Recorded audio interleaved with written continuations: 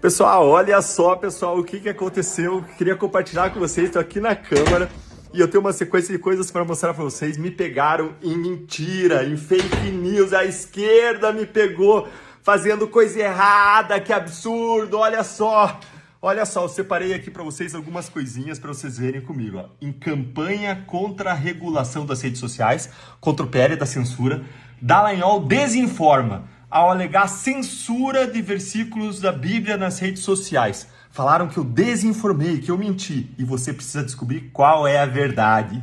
Além disso, o próprio relator do projeto, que vergonha, postou nas redes sociais dizendo alerta de fake news, comentando o meu post dizendo por esse tipo de indignidade que as redes sociais estão cheias de discurso de ódio e desinformação, e chamando de fake news o que eu falei, o que mostra mais uma vez, vai provar para vocês que a gente tem que tomar muito cuidado com esse projeto que vem dele, de regulação de mídias sociais, porque sob o manto de combater fake news, eles querem muitas vezes combater a verdade que lhes é desagradável. O que aconteceu para você avaliar e você julgar e conhecer a verdade com seus próprios olhos. E é isso que importa, você entender o que está por trás desse projeto de fake news, esse projeto de censura. Eu postei ontem nas redes sociais, tá aqui no Twitter, você pode conferir lá, um post dizendo: atenção cristãos, alguns versículos serão banidos das redes sociais, veja alguns versículos que serão censurados, Colossenses 3,18, Provérbios, uma série de textos. O que dizem esses textos? Vamos ver aqui. Efésios fala: mulheres, sujeitem-se aos seus maridos como ao Senhor, pois o marido é a cabeça da mulher, como Cristo é o cabeça da igreja, que é o seu corpo, do qual ele é o Salvador. Assim como a igreja está sujeita a Cristo, também as mulheres estejam em tudo sujeitas aos seus maridos. Como vou mostrar, isso pode enquadrar em discriminação em razão de sexo, lá no projeto que vai mandar as redes sociais moderarem e controlarem esse tipo de conteúdo. Vamos para Romanos 1, 26, 27. Diz o seguinte: da mesma forma, os homens também abandonaram as relações naturais com as mulheres e se inflamaram de paixão uns pelos outros. Começaram a cometer atos indecentes, homens com os homens, e receberam em si mesmos o castigo merecido por sua perversão. Romanos 1, 26, 27. Muita gente vai enquadrar isso aqui como homofobia, que está lá previsto no projeto, e a lei, mais uma vez, vai mandar as redes sociais moderarem, controlarem, diminuírem o alcance, ou mesmo retirarem esse tipo de conteúdo. Próximo texto bíblico, 1 Coríntios 11, 3. Quero, porém, que entendam que o cabeça de todo homem é Cristo, o cabeça da mulher é o homem e o cabeça de Cristo é Deus. O cabeça da mulher é o homem. Isso aqui pode ser encarado como uma discriminação em razão de sexo. E vamos lá para Mateus 10, 34 e 39. Aqui é Jesus falando: não cuideis que vim trazer a paz à terra. Não vim trazer a paz, mas vim trazer a espada. Vim trazer a espada e não a paz. Isso pode ser encarado como um discurso de violência e pode ser moderado também, controlado para baixo. E de onde que você tira essas informações, Eutano? Tiro do projeto que estava disponível até hoje, do projeto da censura, esse projeto de fake news, que é relatado pelo relator Orlando Silva e está tramitando aqui no Congresso Nacional. Essa lei, ela começa de um jeito muito bonito. Ela fala o seguinte: e isso que usaram contra mim para dizer que eu estava divulgando desinformação. Eu vou mostrar por que está errado. Começa esse projeto dizendo: as vedações e condicionantes previstos nessa lei não implicarão restrição ao livre desenvolvimento da personalidade individual, à livre expressão e à manifestação artística e intelectual de conteúdo satírico, religioso, político, ficcional, literário ou qualquer outra forma de manifestação cultural. Gente, se não está restrito nada disso, nada estaria restrito. Por quê? Porque não tem manifestação que não se enquadre numa dessas categorias de manifestação que eu falei para vocês. Agora, ainda assim, esse projeto, mesmo fazendo essa ressalva, ele vai regular tudo aquilo que considera abuso. E aí que mora o perigo. O que esse projeto vai considerar abuso da manifestação para fins de regulação, de bloqueio, de cerceamento, de derrubada nas redes sociais. E me acompanha. No artigo 4º, esse projeto de lei prevê: esta lei tem como objetivos, e está lá no inciso 6º, o incentivo a um ambiente livre de assédio, de discursos de ódio e de discriminações em virtude de sexo, em virtude de religiosidade, cuidado, não pode criticar outra religião, e em virtude de orientação sexual. Ou seja, tudo aquilo que for lido como um discurso de preconceito em relação à mulher, o homem à cabeça da mulher, qualquer coisa dessa está lá na Bíblia, ainda que seja discurso religioso, vai ser considerado, tem o potencial de ser considerado abuso, para ser moderado, controlado, e eu vou explicar para vocês por quê. Segue ainda o projeto, me acompanha, porque tem mais, e eu quero que você possa julgar com os seus próprios com a tua própria mente, com o teu próprio raciocínio, o que é verdade nesse caso. No artigo 6º, o artigo 6º do projeto de lei estabelece uma série de responsabilidades para as redes sociais, inclusive de analisar e atenuar riscos sistêmicos e de estabelecer um dever de cuidado sobre o conteúdo crítico das redes sociais. E aí vem o artigo 7º e fala sobre esse risco sistêmico, e é importante você entender que quando esse projeto de lei estabelece esses riscos, ele fala que se a plataforma não mitigar os riscos, não exercer o seu dever do cuidado em relação a conteúdos críticos, ela vai sofrer pesadíssimas multas que podem chegar a 50 milhões de reais por infração. E aí, como eu disse, o artigo 7º, quando fala de riscos sistêmicos e que ela tem que tratar de riscos sistêmicos, fala que a avaliação vai incidir dos riscos sistêmicos, inclusive sobre danos à dimensão coletiva dos direitos fundamentais, nos casos dos direitos fundamentais previstos na legislação e na Constituição. Gente, os lista de direitos fundamentais é imensa. Muita coisa pode ferir direito fundamental. Por exemplo, um dos direitos fundamentais é a honra, é a dignidade. E aí você não pode mais criticar alguém porque isso vai ofender a honra, a dignidade de alguém, isso vai estar sujeito à censura, à restrição, de moderação.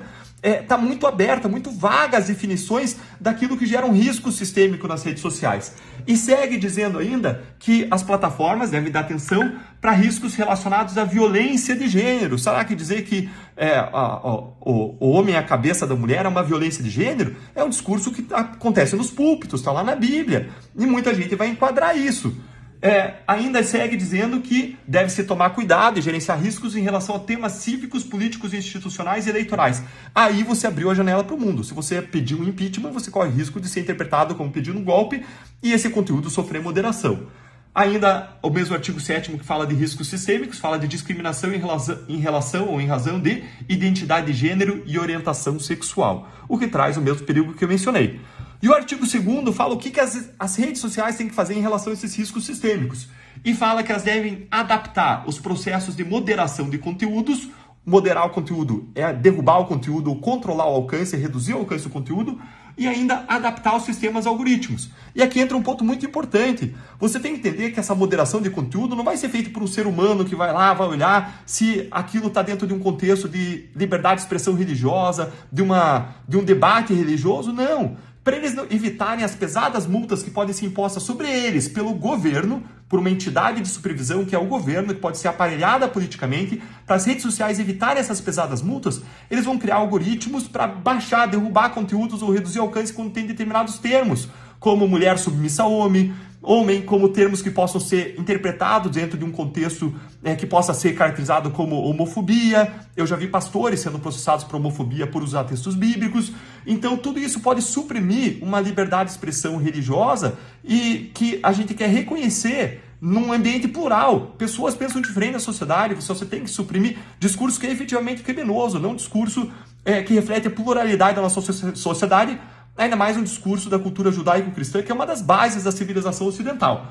E tá lá, gente, faz não uma década, tá lá faz milênio. Bom, e aí segue ainda, ali, depois de dizer que esses provedores, as redes sociais, têm que desenvolver algoritmos e fazer a moderação, ainda o projeto de lei prevê que as redes sociais devem atuar preventivamente em face de conteúdos potencialmente ilegais. Gente, o que é potencialmente ilegal? O que vai poder ser derrubado debaixo de uma bandeira de potencialmente ilegal?